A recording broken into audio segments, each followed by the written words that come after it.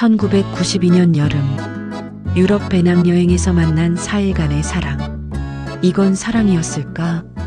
벌써 30여 년이 훌쩍 넘은 1992년 여름, 진수는 배낭 하나를 메고 유럽으로 떠났다. 배낭여행의 시작은 영국 런던이었지만 이야기가 시작되는 곳은 오스트리아 비엔나였다. 습기 없는 뜨거운 햇살 아래 황금빛 외벽을 자랑하는 쇤부른 궁전은 그 자체로 역사의 숨결을 내뿜으며 여행객을 압도했다. 삼각자로 그려낸 듯 정교한 궁의 정원을 땀을 훔치며 구석구석 걸었지만 그 더위조차 유럽의 여름 풍경을 완성해주는 한 장면이었다는 위로로 힘을 냈다. 늦은 오후가 되어서야 쇤부른궁 여행을 끝내고 진수는 비엔나의 심장인 슈테판 성당으로 향했다. 슈테판 대성당은 비엔나의 상징이자 오스트리아 최고의 고딕 양식 건축물이라고 하지만 그보다는 모차르트가 결혼식을 올리고 장례식을 치른 곳이라는 게 더 귀에 들어왔다. 결혼과 장례식이 한 곳에서 이루어지다니 조금은 씁쓸했다. 배낭여행객에게는 익숙한 곳인 성당 뒤편의 시민공원으로 향했다. 저녁 7시 무렵 가로등이 하나둘 켜지고 공원에는 요한 슈트라우스의 왈츠가 제법 흥겹게 흐르고 있었다. 비엔나 사람들은 파트너가 있든 없든 자연스럽게 음악에 몸을 맡기며 춤을 즐겼다. 혼자여도 괜찮았다. 음악이 손을 이끌면 그곳이 바로 무대가 되는 도시 비엔나였다. 그때였다. 진수의 시선이 한 사람에게 멈췄다. 20대 초반으로 보이는 동양인 여자. 가로등 아래 반짝이는 눈망울, 왈츠를 바라보며 고요하게 웃는 표정. 그 모습은 여름밤의 배낭여행 풍경 속에서 특별하게 빛났다. 사람들이 점점 흥에 겨워 이방인에게도 손을 내밀어 왈츠 비슷한 춤을 흉내내기 시작하자 진수에게도 묘한 용기가 올라왔다. 왜 그랬는지 지금도 설명할 수 없지만 그는 조심스럽게 그녀의 손목을 잡아당겼다. 놀란 표정, 그리고 천천히 번지는 따뜻한 미소. 그녀의 이름은 아키코였다. 시간이 흘러 흥겨운 무대가 끝나갈 즈음에 차마 저녁을 먹자고는 선뜻 말하기가 어려워. 비엔나에서 만났으니 비엔나 커피 한 잔 하겠냐고 물었다. 성당 인근에는 비엔나 커피집이 많았다. 사실 비엔나에 있으면 다 비엔나 커피인 것을 혼자 쓸쓸히 웃었다. 아키코에 대해서는 조금은 알 수 있는 시간이었다. 한 달의 유럽 여행 계획, 아직은 공부하는 학생. 그 당시 한국 대학생들의 유럽 배낭여행과도 별반 다를 바 없는 내용이었다. 어설픈 영어로 그냥 도쿄에 산다는 것. 실제로 도쿄에 사는 것인지도 모르겠다. 진수에게도 물어왔지만 진수도 그냥 서울이라고 했으니 사실 그 당시 수원에 살면서 어렵게 모은 돈으로 여행을 온 터라 구구절절 수원에 사는 것을 설명하는 것이 어려웠을지도 모른다. 짧은 영어로는 더 이상 대화도 어려웠다. 다음 날 어디 가냐고 물었다. 아키코는 짤츠부르크로 간다고 했다. 음악이 좋다고 하는 아키코는 비엔나와 짤츠부르크 일정을 소중히 생각하는 듯했다. 하지만 원래 진수의 다음 목적지는 야간 열차로 가는 베니스였다. 런던부터 시작되었던 배낭여행이 이제 중반으로 흐르고 있어 잠시 쉬고 싶은 생각도 있던 진수는 아키코를 놓치고 싶지 않았다. 일정을 바꿔서라도 며칠간은 같이 있고 싶은 묘한 감정이 가슴속 한편에서 흘렀다. 내일 아키코가 짤츠부르크로 떠나고 내가 베니스로 간다면 더 이상 만나기는 쉽지 않은 일정이었다. 모차르트의 고향 짤츠부르크, 진수는 생각이 많아졌다. 핸드폰도 없던 시절이라 배낭여행에서 하루의 일정 차이가 나면 같은 하늘 아래 있어도 다시 만나기 어려운 시절이었다. 진수는 마침내 용기를 냈다. 내가 같이 가도 될까? 아키코는 말없이 배시시 웃었다. 그 작은 웃음이 두 사람의 발걸음을 같은 방향으로 돌렸다. 어디서 자냐고 물었지만 아키코는 아무 말도 하지 않았다. 진수도 그 이상 묻지 않았다. 서로 다른 숙소의 아쉬움조차 욕심을 내기에는 무리였다. 비엔나 서역 인근의 허름한 2급 호텔에 숙소를 잡은 진수는 이번 여행의 새로운 시작이라는 설렘에 잠을 뒤척이는 밤을 보냈다. 짤츠부르크로 떠나는 기차는 비엔나에 중앙역이나 서역이나 모두 출발이 가능했지만 아키코가 중앙역에서 만나자고 한 약속으로 진수는 비엔나 중앙역으로 향했다. 짤츠부르크까지 3시간여의. 짧은 기차 이동 시간이었지만 수줍음이 많은 아키코와 긴 대화는 어려웠고 오히려 대화가 끊기는 순간마다의 적막함이 서로에게 부담이 되는 시간이었다. 허물어지지 않은 경계 속에서 두 사람의 잠자리는 항상 멀리 있었다. 아키코는 어디에서 머무는지 알 수 없었고 진수는 늘 허름한 숙소를 찾기에 바빴다. 핸드폰도 없던 시절이라 막연한 서로의 약속 한마디가 전부였다. 낡은 짤츠부르크 지도를 펴고 모차르트 광장에서 저녁 6시에 만나자고 말을 해준다. 유럽에서의 모든 약속은 광장이 최고인 것 같다. 유럽은 어느 도시이든지 광장이 있고 그 광장은 도심의 한복판이기 때문이다. 30분이나 일찍 도착하여 처음 찾은 짤츠부르크의 모차르트 광장. 생각보다는 휑하다. 모차르트의 도시답게 모차르트 동상이 있다. 여기면 서로가 못 만날 일은 없을 거라는 생각이 든다. 멀리서 다가오는 아키코. 배낭여행에는 조금 어울리지 않는 린넨 원피스. 마치 오늘을 위해 가지고 온 원피스라는 생각이 들었다. 합스부르크 제국의 도시였던 비엔나와 달리 짤츠부르크는 도시 전체에 음악이 흐르는 듯했다. 세계에서 가장 아름답다고 불리는 철제 간판거리 게트라이데가세. 골목길에는 무명의 거리 연주자들이 모차르트의 선율을 이어가고 있었다. 진수는 간판 하나하나를 바라보며 감탄했다. 간판 하나도 이렇게 예술이 되는구나. 아직 옷깃만 스쳐도 스미마생을 연발하는 아키코의 손을 살며시 잡고 걸으며 마음의 긴장을 조금씩 풀어갔다. 짤츠부르크에 오면 누구나 한 번쯤은 사서 먹어본다는 초콜릿. 길 중간의 초콜릿 가게 앞에서 진수는 금빛 호일에 쌓인 모차르트 초콜릿을 샀다. 그리고 조금 머뭇거리며 아키코에게 건넸다. 그 단순한 행동 속에 이미 그의 마음도 반쯤 드러나 있었다. 저녁이 되어 두 사람은 짤자의 강 근처의 허름하지만 분위기 좋은 레스토랑에서 비너 슈니첼과 하우스 와인을 주문했다.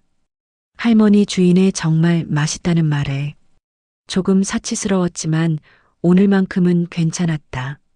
잔을 부딪히고 눈을 마주친 순간 그 식당은 두 사람만의 공간처럼 느껴졌다.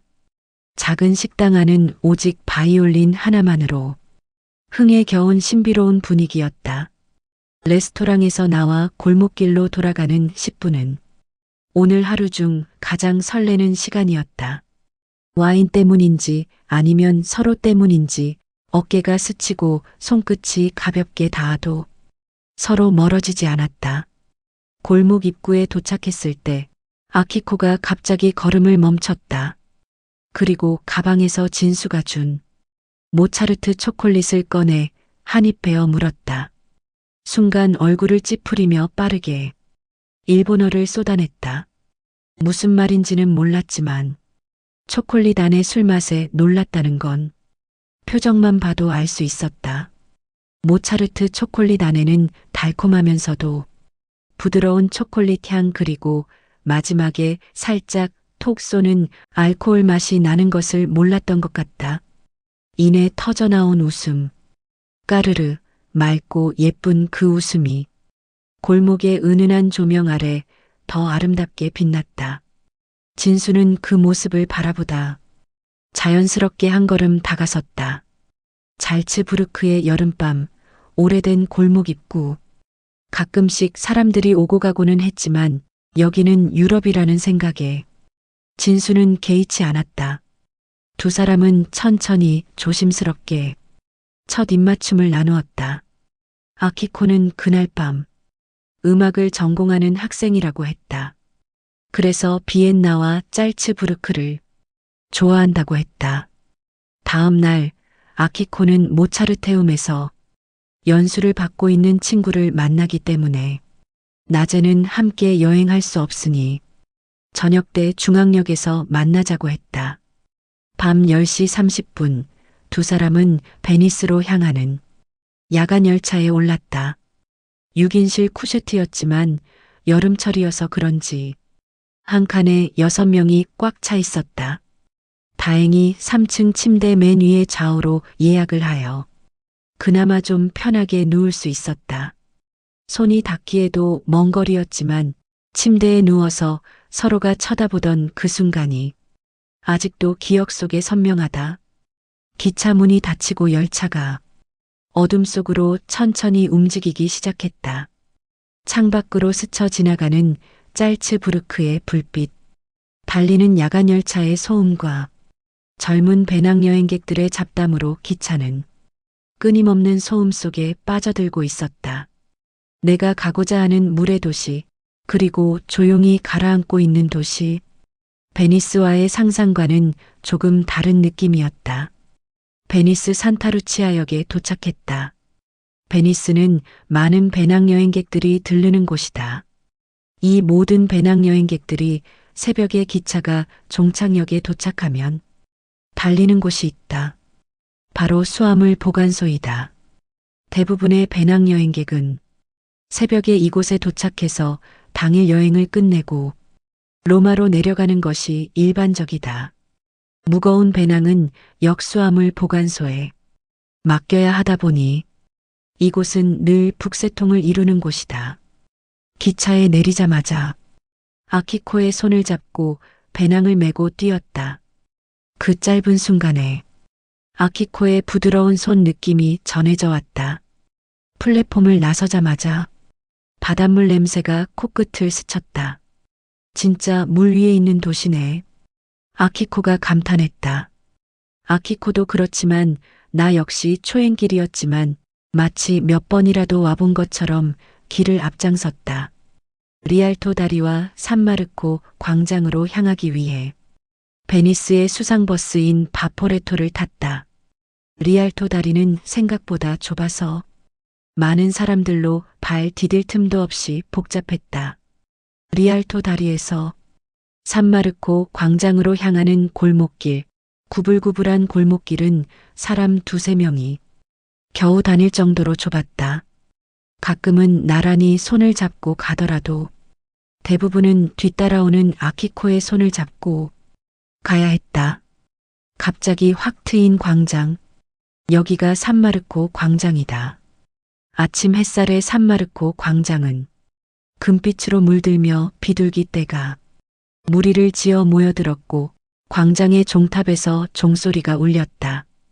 아직 아침 식사도 제대로 하지 못한 우리는 광장의 커피숍에 앉았다. 가벼운 빵 조각과 카푸치노를 주문했다. 카푸치노의 시작이 이곳 베니스라고 하니 그냥 지나칠 수가 없었다.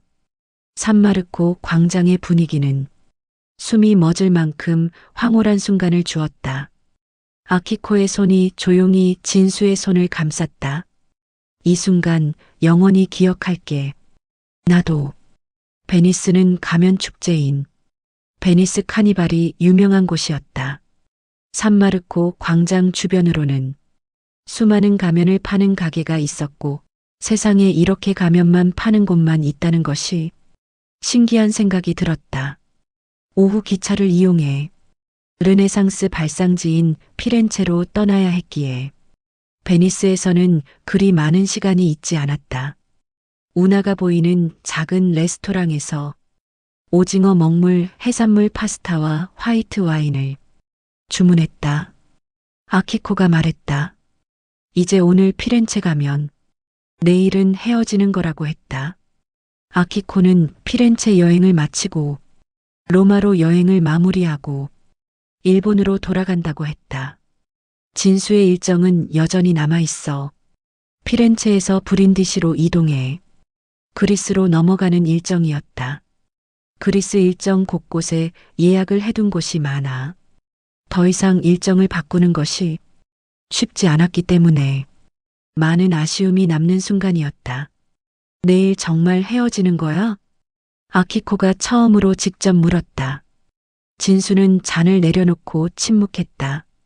진수는 대답하지 못했다. 둘 다 알고 있었다. 피렌체에서 헤어져야 한다는 것을. 첫날의 비엔나 만남은 얼굴만 보고 헤어졌고 두 번째 만난 짤츠부르크에서는 가벼운 입맞춤으로 서로에게 다가갔고 세 번째 날은 야간 열차를 타면서 눈만 마주치며 그렇게 보냈다. 어쩌면 오후에 가게 될 피렌체는 마지막 밤이 될 것이라는 생각이 들었다. 진수는 아키코에게 물었다. 내일이면 헤어지는데 오늘은 같이 있으면 어떻겠냐고. 아키코는 처음 그랬던 것처럼 그냥 배시시 웃고 있었다. 저녁 때 도착한 피렌체는 해가 긴 유럽의 여름철 저녁 그대로의 모습으로 여전히 충분히 환하게 맞이해주고 있었다. 두오모 근처의 허름한 숙소로 말없이 둘이는 들어갔고 아키코는 모든 걸 받아들이는 듯했다. 그날 밤 나의 청춘이 가장 빛나던 시절, 가장 소중한 추억을 얻게 되었다. 마지막 여정으로 두오모 성당을 찾았다. 두오모의 붉은 돔이 도시 위로 우뚝 솟아있는 만큼 피렌체를 보기 위해서는 피렌체 두오모 성당의 종탑을 올라가야만 했다. 400여 개가 넘는 계단, 두 사람이 지나가기에도 너무나 좁은 나선형 계단을 올라갔다. 좁은 종탑을 올라가면 꽃의 도시라고 불리는 피렌체를 볼 수 있는 곳이다. 그 꼭대기에 서자 피렌체 전경이 펼쳐졌다. 왜 이곳이 꽃의 도시인지, 붉은 지붕, 저 멀리 베키오 다리, 멀리 보이는 미켈란젤로 언덕. 아름답다. 아키코가 난간에 기대어 중얼거렸다. 그리고 조용히 말했다. 이곳은 가장 아름다운 곳이고 너와의 여행이 가장 아름다웠고 오늘이 가장 아름다운 날이야. 진수는 숨이 멎는 듯했다. 이후 우리는 서로 헤어지면서 마지막 주소를 남겼다. 그렇지만 나에게는 군 입대가 있었고 그 때문인지 한 번도 편지가 내 손에 닿은 적이 없었다. 몇 번이나 어설픈 문장으로 편지를 보냈지만 어떤 이유인지 더 이상의 연락은 이루어지지 않았다. 유럽 배낭여행을 다녀오고 나서 얼마 있다가 한 편의 영화를 보게 되었다. 냉정과 열정 사이. 너무나도 생생한 그 기억. 나도 10년 뒤, 20년 뒤 다시 만나자고 약속을 했어야 했을까 하는 아쉬움. 아키코는 이미 저 영화를 봤을까? 봤더라면 나에게 뭐라고 했을까? 32년이 흐른 2024년 겨울 60대가 된 진수는 서재에서 조용히 책 한 권을 꺼냈다. 냉정과 열정 사이. 피렌체 두오모 성당에서 10년 후 다시 만나자던 약속을 그린 소설. 진수는 책장을 넘기며 아키코의 목소리가 귓가에 울리는 듯했다. 이곳은 가장 아름다운 곳이고 너와의 여행이 가장 아름다웠고 오늘이 가장 아름다운 날이야. 진수는 창밖을 바라보았다. 눈이 내리고 있었다. 그 눈은 32년 전 피렌체의 햇살과는 너무나 대비되는 날씨였다. 만약 그때 용기를 내서 10년 후 여기서 다시 만나자고 했더라면 2002년 아키코는 정말로 피렌체에 갔을까? 두오모 꼭대기에서 나를 기다렸을까? 이제는 알 수 없다. 하지만 한 가지는 확실하다. 그 4일간의 시간은 내 인생에서 가장 아름다운 시간이었다는 것. 누구에게나 돌아갈 수 없는 순간이 있다. 진수에게는 그 순간이 1992년 여름 피렌체 두오모 종탑이었다. 약속하지 못한 것, 대답하지 못한 것, 용기 내지 못한 것, 그 모든 것이 평생의 후회가 되었다. 책을 덮으며 진수는 조용히 중얼거렸다. 아키코, 너는 지금 어디 있니? 나를 기억이나 하니? 1992년 여름, 유럽 배낭여행에서 만난 4일간의 사랑. 그건 정말 사랑이었을까?